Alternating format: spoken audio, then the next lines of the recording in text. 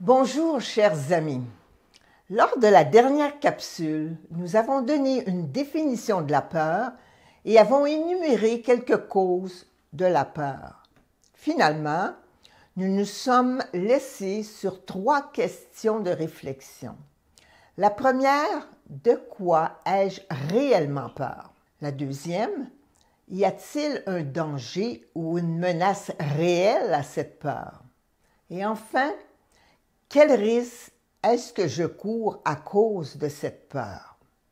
J'espère que vous avez pu réfléchir à la question. Aujourd'hui, nous voulons donner quelques pistes pour vaincre ou surmonter nos peurs. Pour ce faire, j'aimerais continuer avec le modèle de mon amie Annette Stanwyck, avec sa permission évidemment, sur les clés de la liberté dans le processus de libération. Certainement, il y a d'autres modèles. Par contre, l'important, c'est de prendre celui qui vous convient le mieux et d'entamer un processus de guérison. Ce modèle contient 5 étapes. La première, reconnaître le problème. 2, ressentir la douleur. 3, faire des choix éclairés. Quatrièmement, abandonner nos souffrances et finalement jouir de la liberté. Reconnaître le problème, en l'occurrence, nos peurs. Il faut d'abord identifier la source de notre peur, de la crainte ou de nos inquiétudes. C'est vraiment la première étape à suivre pour être en mesure de les surmonter et d'expérimenter la paix de Dieu qui surpasse toute intelligence humaine. Nous avons dans la dernière capsule énuméré certaines peurs. En voici quelques-unes. La peur des autres, ce qu'ils disent contre moi, ce qu'ils peuvent me faire ou ce qu'ils pensent à mon sujet. La peur de perdre la santé, les finances, une amitié peut-être. La peur de l'inconnu, surtout dans cette période de pandémie. La peur d'un désastre naturel. La peur des conséquences de nos péchés passés, de la mort, du jugement dernier, la peur d'être dominé, d'être rejeté, abandonné par les nôtres, la peur de l'avenir, de ne pas réussir notre vie. Enfin, il y a beaucoup de peurs. À vous d'identifier de quoi vous avez peur. Pour connaître vos peurs, vous pourriez prendre une feuille de papier, la diviser en 4 colonnes par exemple. Dans la première colonne, vous identifiez chacune de vos peurs. Dans la deuxième, vous décrivez la cause de chaque peur. Souvent, nos peurs proviennent de notre enfance. Dans la troisième colonne, vous pourriez noter par exemple en quoi la peur est-elle bénéfique ou nuisible à mon bien-être. La peur se nourrit de l'inconnu, du mensonge ou du silence. Reconnaître nos peurs, les identifier, c'est ultimement les désarmer en prenant conscience qu'elles n'ont que le pouvoir qu'on leur accorde. La peur de la peur. Je sais que beaucoup de personnes ont peur des démons, par exemple. Mais sachez que le démon ne peut pas vous toucher. Le démon n'a le pouvoir que vous lui donnez seulement. Personnellement, je me rappelle, après le décès de mon fils, pour ceux qui ne le savent pas encore, mon fils avait tué 14 jeunes filles et s'était enlevé la vie. Et évidemment, j'ai eu à subir les séquelles de ce drame. 3 mois après, je suis revenue à la maison et comme j'habite seule, la nuit en particulier, parce que la nuit tout est amplifié, je me rappelle très bien avoir eu tellement peur que mon fils vienne comme me tuer. Et à ce moment-là, j'avais vraiment beaucoup de crainte. Qu'est-ce que j'ai fait pour atténuer ces peurs? Premièrement, comme je suis croyante, j'avais prié et voici que je laissais ma lumière allumée parce que j'avais trop peur. Et le Seigneur m'a dit, « Penses-tu vraiment que ta lumière peut te protéger? » À vrai dire, c'était une peur imaginaire. Il n'y avait aucune menace avec cette peur-là. Alors, j'ai dû faire un pas de foi et croire qu'en éteignant ma lumière, le Seigneur m'endormirait. Et c'est ce que j'ai fait par obéissance. Et voilà que j'ai eu une très bonne nuit. D'autres fois, quand j'avais des craintes, je mettais mon CD, je dormais presque avec de la musique qui me calmait. Il y avait 3 CD en particulier qui me calmaient. Father's House, c'est la maison du Père. Jesus Alone, Jésus seul, et finalement Éternité. Ces disques, cette musique venait me toucher au plus profond de mon être et atténuait mes peurs. À vous de trouver le moyen pour vous libérer de vos peurs, mais on peut les surmonter avec la grâce de Dieu. Le deuxième point, c'est de ressentir notre douleur. Beaucoup de gens refoulent leur douleur sous de faux prétextes. Souvent après un deuil ou une perte quelconque, on a souvent tendance à vivre dans le déni. On ne veut pas croire que cela nous est arrivé. Tôt ou tard, cependant, il faudra en arriver à vivre nos émotions si on veut vraiment continuer notre vie avec un certain équilibre. Les exemples bibliques peuvent nous aider aussi à comprendre. Par exemple, à la mort de Lazare. Vous vous rappelez, Jésus fut profondément indigné et bouleversé. Et c'était son ami Lazare. Et je me rappelle très bien d'avoir lu « Jésus pleura ».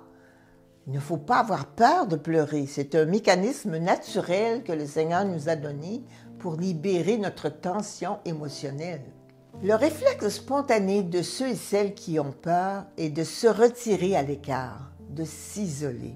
Un meilleur moyen serait de briser notre isolement en parlant avec des amis ou avec des proches, mais des gens en qui nous avons confiance. Mon expérience personnelle après la mort de mes 2 enfants, parce qu'à vrai dire, j'ai perdu mon fils en 1989. En 1996, j'ai aussi perdu ma fille par suicide d'une overdose de cocaïne. Et j'ai été dans une période de dépression pendant un certain temps. Comme j'étais suivie par mon médecin, à un moment donné, elle m'a offert les services d'un travailleur social. À vrai dire, je ne savais pas trop en quoi il pouvait m'aider, mais comme tout était gratuit, j'ai décidé de tenter l'expérience. Et je crois, après recul, que c'est lui qui m'a peut-être aidé le plus. Comment m'a-t-il aidé? C'est qu'il m'a regardé, il m'a laissé parler, et là, il m'a dit « Voici le diagnostic que je fais en t'écoutant ». Ce travailleur social m'a dit qui était Monique Lépine avant qu'elle se marie et avant qu'elle ait des enfants. À vrai dire, il me ramenait à mes rêves de jeune fille. Et son diagnostic, c'était un acronyme HALT, H-A-L-T-E, mais qui signifiait des mots qui sont en anglais, mais qu'on va traduire. Par exemple, H pour hungry, c'est-à-dire la faim. A pour angry, c'est-à-dire en colère. L pour lonely, seul. Tired pour le T qui signifie fatigué. Et finalement le E, empty, comme vidé complètement émotionnellement. Et quand nous sommes dans cet état, il faut faire attention à ce qu'on appelle aujourd'hui la victimisation. C'est véritablement un danger.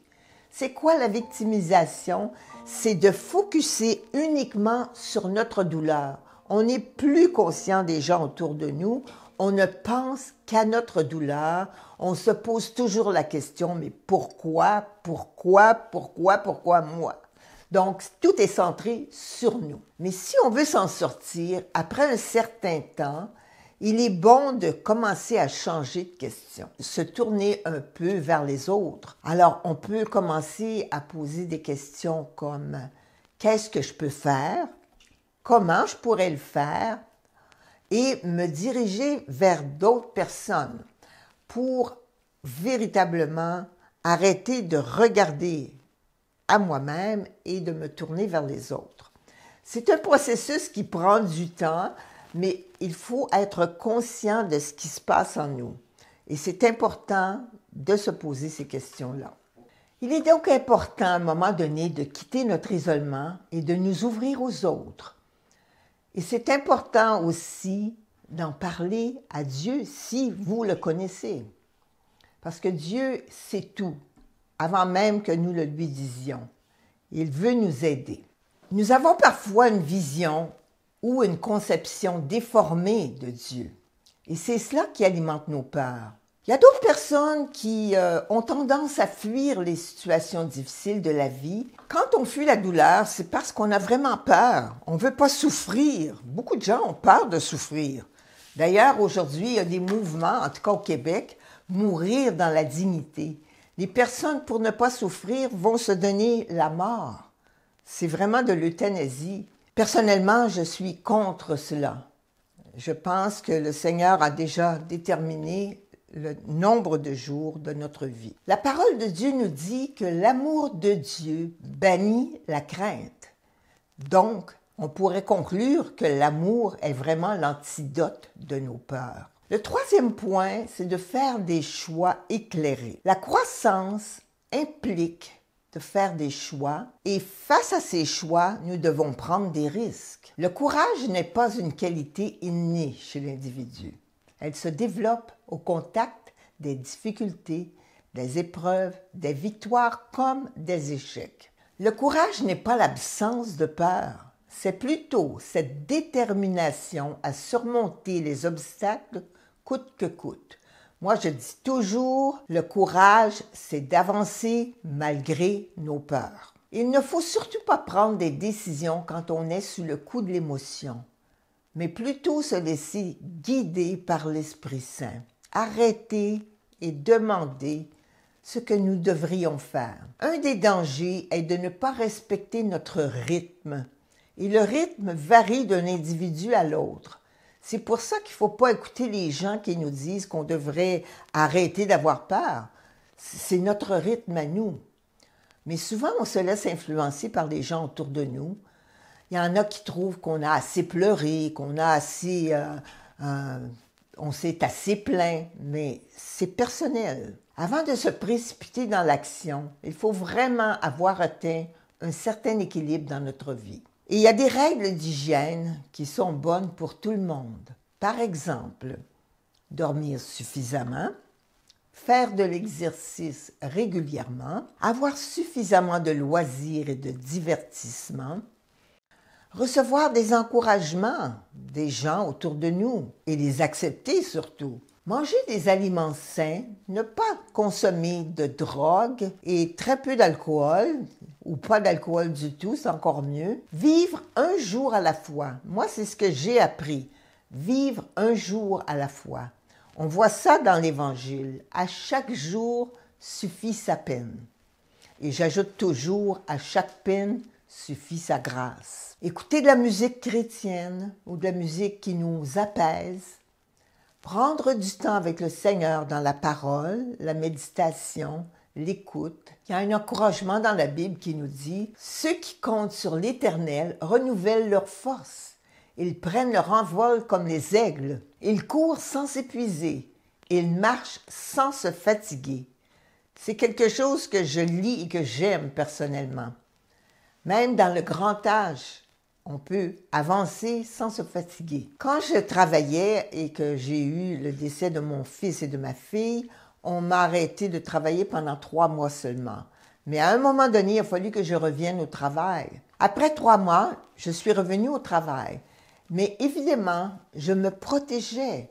Donc, je ne parlais pas de ma douleur à toutes les personnes. Personne ne savait, avec les gens avec qui je travaillais, sauf les autorités, qui j'étais vraiment, parce que je n'avais pas encore dévoilé mon visage. Le 4e point, abandonner nos souffrances. Et c'est surtout de céder notre vie à Dieu. C'est Jésus lui-même qui est venu vivre sur cette terre afin de payer le prix de nos fautes, de nos péchés. Je sais que tout le monde ne croit pas cela, mais je vous exprime mes croyances à moi. À partir du moment où j'ai choisi de croire en Jésus-Christ, Je lui ai confié toute ma vie. Il est venu dans mon corps habiter, car la Bible dit que nous sommes le temple du Saint-Esprit et qu'il nous donne la puissance afin qu'on puisse vivre la vie qu'il a planifiée pour nous.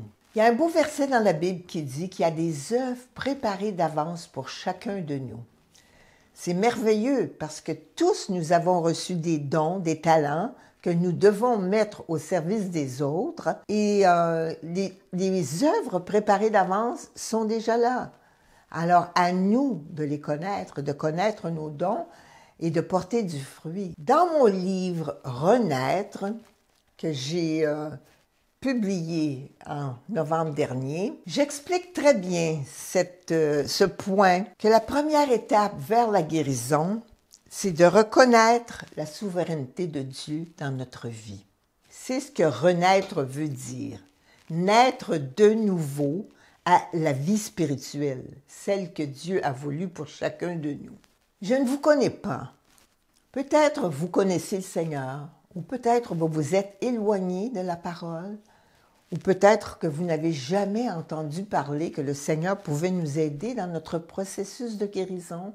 Si vous avez le désir de connaître le Seigneur et de vous approcher de lui, de recevoir son aide dans vos souffrances, répétez simplement cette prière après moi. Père Saint, je désire une véritable relation avec toi. Je reconnais avoir souvent suivi mes propres voies plutôt que les tiennes. Père, pardonne-moi mes fautes, mes péchés. Jésus, merci d'être mort sur la croix et d'avoir pris mes péchés sur ton dos. Viens dans mon cœur. Viens dans mon cœur maintenant. Sois mon Seigneur, mon Sauveur. Par ta puissance, commence un travail dans mon cœur, un travail de restauration, parce que je souffre. J'ai mal, Seigneur. Enseigne-moi à trouver ma joie, la paix, mais uniquement en toi. Fais de moi la personne que tu désires. Je prie en ton nom, Jésus. Amen. Notre dernier point, jouir de la liberté. Si vous avez vraiment abandonné votre vie au Seigneur, il va vous donner la liberté. Quand Jésus était sur la terre, il disait aux Juifs qui avaient cru en lui, « Si vous demeurez dans ma parole, vous êtes vraiment mes disciples. Vous connaîtrez la vérité et la vérité vous affranchira. » Être affranchi, ça veut dire qu'on est rendu libre. Il y a vraiment deux sortes de personnes selon la Bible. Les personnes qui ne sont pas sauvées, qui vivent selon les désirs de leur nature pécheresse. Mais vous avez de l'autre côté les vrais croyants, ceux qui possèdent le salut en Jésus-Christ, qui ont abandonné leur vie à Christ et qui reçoivent une grâce accompagnatrice de la présence du Saint-Esprit en eux. Nous sommes libérés alors de la puissance du péché, de l'immoralité, ce qui ne veut pas dire que nous ne pécherons jamais. D'un autre côté, les vrais croyants qui possèdent le salut en Jésus-Christ et la grâce accompagnatrice de la présence du Saint-Esprit. Nous sommes alors libérés de la puissance du péché, ce qui ne veut pas dire que nous échapperons au combat spirituel contre le péché. Ce combat dure toute notre vie. Nous devons lutter contre les pressions du monde, contre notre nature pécheresse et contre le diable. C'est l'exhortation que l'apôtre Jean, à la fin de sa vie, donna aux disciples de Jésus. N'aimez point le monde qui est le système de ce siècle, ni les choses qui sont dans le monde. Si quelqu'un aime le monde, l'amour du Père n'est point en lui, car tout ce qui est dans le monde, la convoitise de la chair, la convoitise des yeux et l'orgueil de la vie, ne viennent pas du Père, mais du monde. La prochaine fois, nous aborderons le thème brièvement sur la colère, parce que cette colère est aussi un sentiment qui vient et qui est aussi néfaste parfois que la peur. Alors, bonne semaine et d'ici la prochaine rencontre, soyez vigilants.